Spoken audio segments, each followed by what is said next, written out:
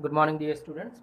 Here I will be discussing part 2 of ratio and proportion chapter. That is, here I will be discussing proportion.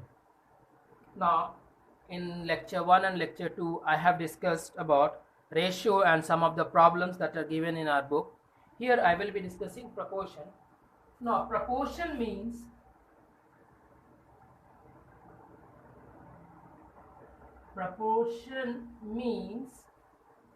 equality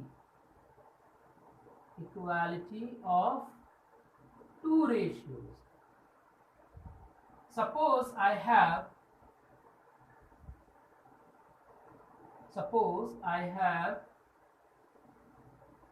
first ratio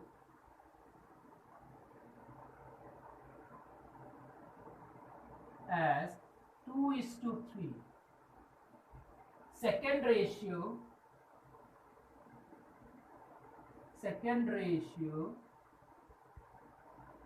as 4:6. Understood?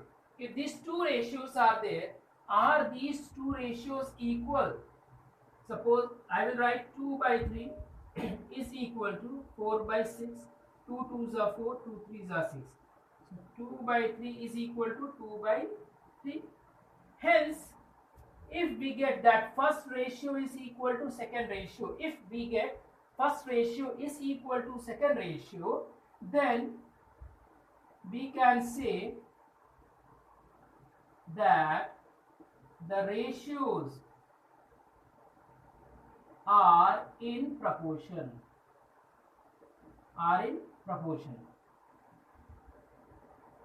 Let's see. I have four numbers: 2, 3, 4, 8. Now the question may come, are these four numbers in proportion? So I can arrange like 2/3 and then 4/8, or if I want I can take 3 to 2 8. In no case these two will be equal. They will never be equal, because if you simplify you will get 2 2s are 4, 2 4s are 8, 2 1s are 2, 2 2s are 4. That means 2/3 is never equal to 1/2. Therefore we can say that these four numbers, all the four numbers given here, are not in proportion. Now if I have like 2 6, or take 12 6, 18 36, these four numbers, are these in proportion? Let's write 12/6 and 18/36. 6 2s are 12, 18 1s are 18, 18 2s are 36. So 2:1 is never equal to 1:2. So these four numbers are not in proportion. Now arrange, let's take these three: 6 upon 18, 12 upon 36. Now 6 1s are 6, 6 3s are 18, 12 1s are 12, 12 3s are 36. Now here I am getting 1:3 is equal to 1:3. So the number in this order are not in proportion, but the number in a ratio in order 6, 18, 12, 36, these four are in proportions. So these four numbers, 6:18, 12:36, will be called as in proportion, whereas these four numbers will not call as proportion. Here I have arranged in this way it is not in proportion. If you will change the order, then also you will not get the numbers in proportions. So what you have to see, when you are asked whether these four numbers are in proportion, then you have to follow the precedence as 1 to 1:2, 3 4, 3:4, like this, and then if they are equal, then only you can say that these numbers are in proportion. This is the other method. This is the example I told you, that though in this sequence they are not in proportion, but if we change the sequence they will be in proportion. But in our book we are not supposed to change the sequence, my dear students. Now I will be telling you some more things here. Now the numbers like 2:3, 4 dots you will put, and then you will write 4:6. Okay. Now these four dots are called proportional symbol.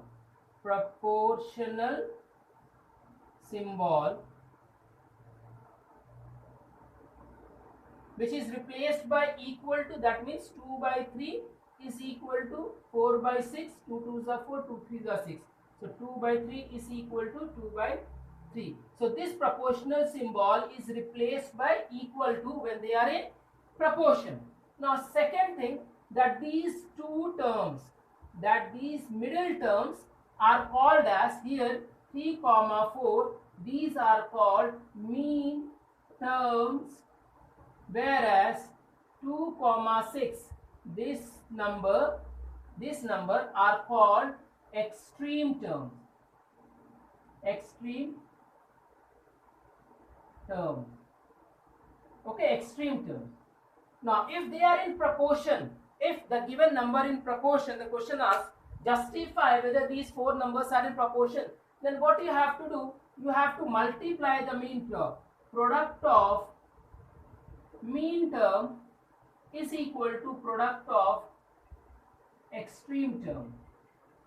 If product of mean term is equal to product of extreme term, then you can say that the numbers, given numbers, are in proportion. If they are, or else you can find in this way also. Either you can find in this way or you can check by this method. So let's see, 2 into 6 is equal to 3 into 4. 6 2s are 12, 4 3s are 12. If this is justified, if this is equal, if they are equal, then definitely the given numbers are in proportion. So you have to remember, product of mean term, if product of mean term is equal to product of extreme term, then definitely the numbers will be in proportion. Now one more thing we have to see here, that in your question they may give like 2 is to 3 is to 2 3 comma 5, 2 3 5 are in proportion. Find the fourth term. Find the fourth term. If they are, suppose they give that 2 comma 3 comma 5 are in proportion, find the fourth term. Fourth term is missing, so you will take the fourth term be x. Then you will write 2 by 3 is equal to 5 by x. Fourth term is here, because these two are called mean terms, these three last two are called extreme term. Generally we know this in first term, second, third and fourth term. So here you will get 2x is equal to 5 into 3, x will be equal to 5 into 3 by 2, that means 7.5. So the mean term, the fourth term will be equal to 7.5. Already we have seen continued ratios. Here we will be saying continued proportion. If A, comma B, comma C are in continued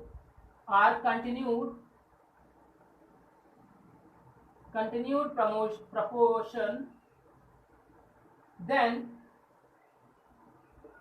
how you are going to write this? It will be written as A by B is equal to B by C.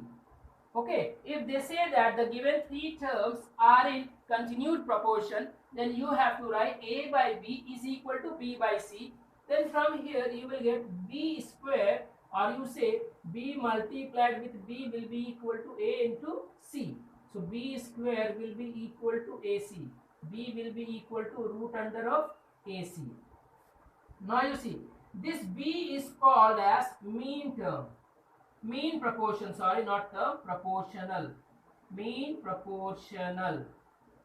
And these are called first term, first, second, third term. Or you say mean proportional is equal to this. Mean term is proportional.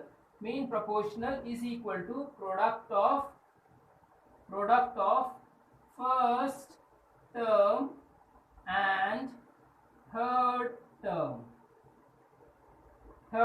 So you have to remember, mean proportional is equal to product of first term and the third term. And B is called the mean proportional. B is equal to root under of AC. In this way, we will be calculating the continued proportion. I hope all of you remember what is continued ratio. Continued ratio was like if A, B, C are, if three numbers are in such a way that A is to B and B is to C.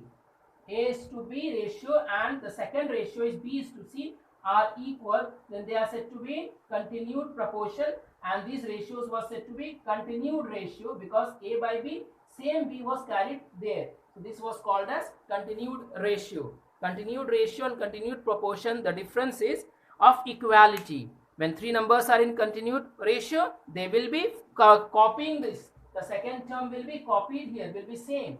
And here if they are in proportion, then these two ratios will be equal. Proportional means equal, equality symbol, equal symbol. In ratio, continued ratio, no equal symbol, only B you have to see. And mean proportional, I think you can easily very well see this. B is equal to root under of AC. And how do we get this? B is equal to root under AC with the formula of this. A by B is equal to B by C, and this is only applicable when the given three numbers are in continued proportion. Now we will see some questions from this chapter only, like question number 2. They are saying, question number 2, find the ratios 1:2:4:6 are there. Find the fourth term.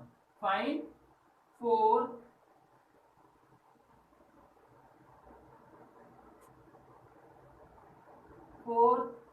term. So the question says 1/2, 4 and 6. These three numbers are there. We have to find the fourth term. So let the fourth term be x. Then according to question, what you will write? 1/2 is to 4, proportional symbol, 6 is to x. So you will write 1/2, 4 will come here because this second term goes in denominator, will be equal to 6 upon x. X will come here, this will go that side. So x will be equal to 6 into 2 into 4. So x will be equal to 48. So your answer will be x is equal to 48. Now second, from this only we are having three numbers are in proportional. Three numbers are in proportional. Second, you say one more question. From question 2 only. 2, 3, 8. So 2, 3, 8 are given. Three numbers. So for fourth number, let the fourth number be x. Let the fourth number be x only. Then again you will write according to question, what we have to write? 2:3, proportional symbol, 8 is to x. So it will be 2/3 is equal to 8 by x. Correct? So it will become 2x is equal to 8 into 3. X will be equal to 8 into 3 by 2. That means 12. So your answer will be x is equal to 12.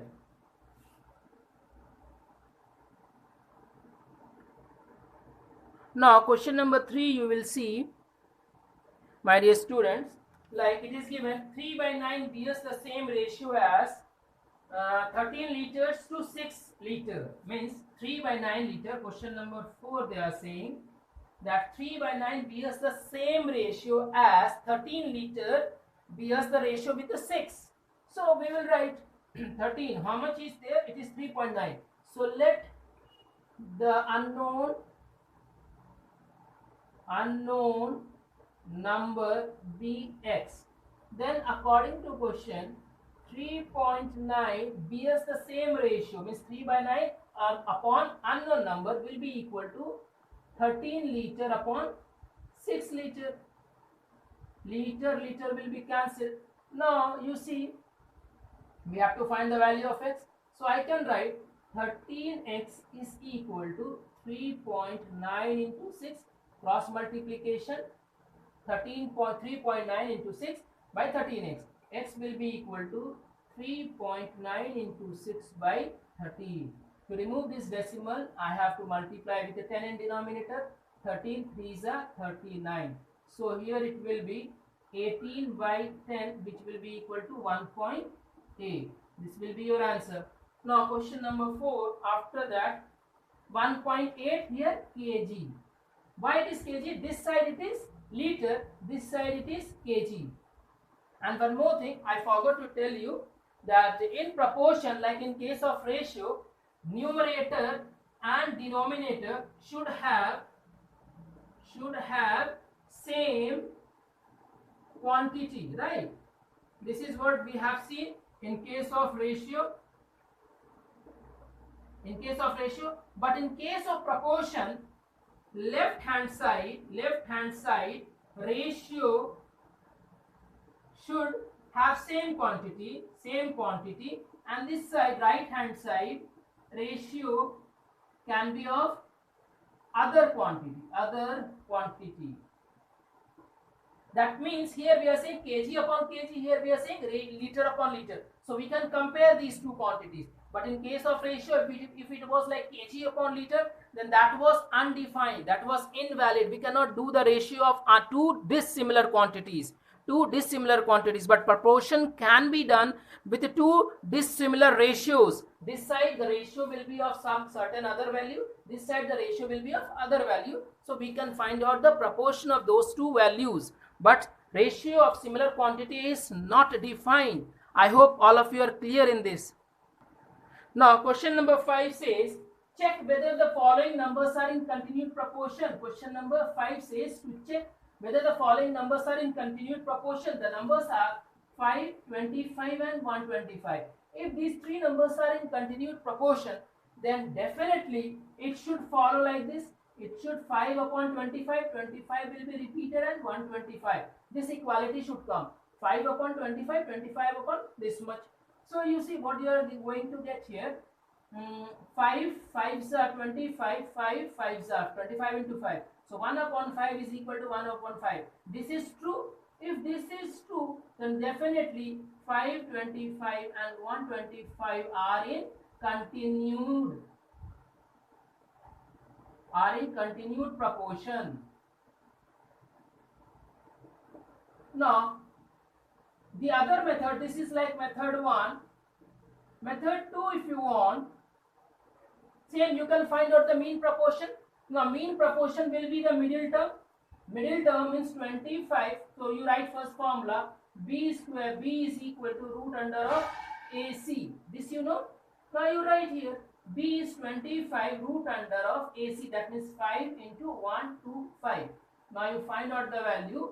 Is it 5 into 5 into 5 into 5? 5 into 5 into 5 pairing. So 5 into 5, that means 25. 25 is equal to 25.